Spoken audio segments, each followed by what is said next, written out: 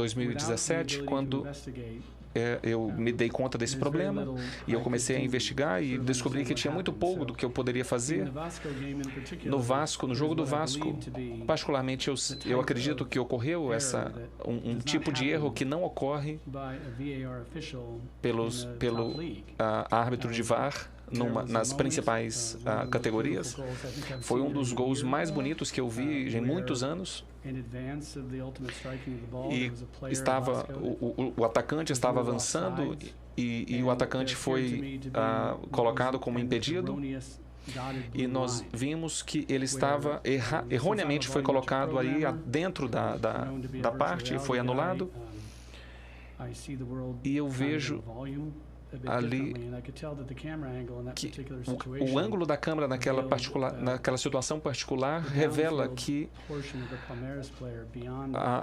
a parte inferior do jogador do Palmeiras estava à frente do jogador do Vasco, e se essa pessoa estava à frente do jogador e se traçar essa linha ali pela grama na linha do jogador, percebemos que isso seria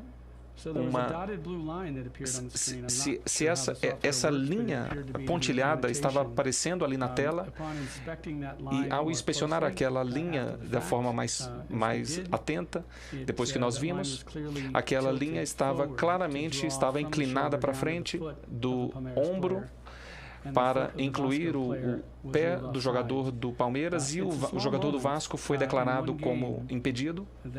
Foi um momento em particular que me deixou muito perturbado, porque pareceu para mim que é o tipo de erro que o árbitro de VAR não pode cometer. Eu não acredito. E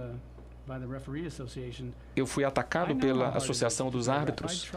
Eu sei o quanto é difícil, o quão difícil é ser um árbitro. Eu já tentei ser árbitro uma certa época e eu errava a determinação ali de impedimento.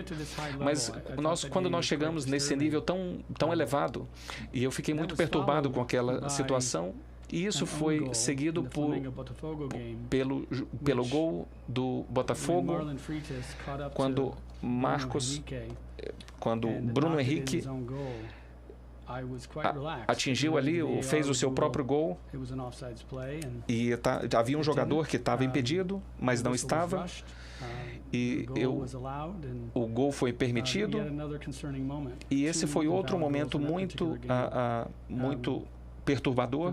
Foram dois gols anulados ali naquele momento. Foram duas decisões controversas, não nos nossos jogos, mas nos jogos de outras equipes. E dos nossos jogos, eu vou discutir aqui na sessão secreta, e que nós vemos aqui nessas decisões, nesse equilíbrio entre decisões que podem ocorrer de forma honesta ou de forma por incompetência. E nisso eu não acredito, porque os árbitros são muito bons, e eu quero construir essa resposta de forma cronológica. E no caso do Palmeiras, nós estávamos ganhando 3-1, e o problema de corrupção já era anterior a esse jogo. E eu vejo que lá em agosto ou setembro, eu me encontrei com algumas pessoas da família do Botafogo que reconheciam que nós estávamos tendo muito problema com manipulação de resultados que nos afetavam. E um árbitro que tomou uma decisão que era uma decisão fácil. Era uma decisão, nós estávamos ganhando de 3-1. Já no final do jogo, uma falta simples, uma falta óbvia, e foi chamada, o jogador fez a falta no outro, e eu fui lembrado duas vezes que esse foi um erro do VAR, mas eu acho que foi além disso.